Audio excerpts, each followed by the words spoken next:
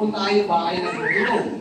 Kung wala pong pagsubok sa ating pananampalataya, hindi po natin makikita kung tayo ba ay lumalago na sa ating pong pananampalataya.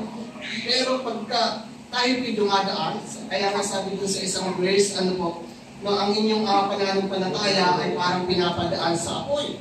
Ano po, katulad ng sinto at pila.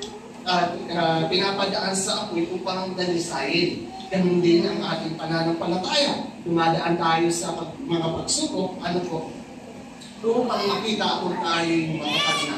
Or para tayo po ay maging matatag pa sa ating pananampalataya.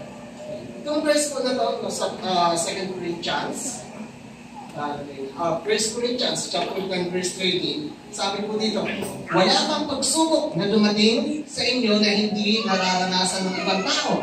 Tapat ang Diyos at hindi niya ipahihintulot na kayo subukin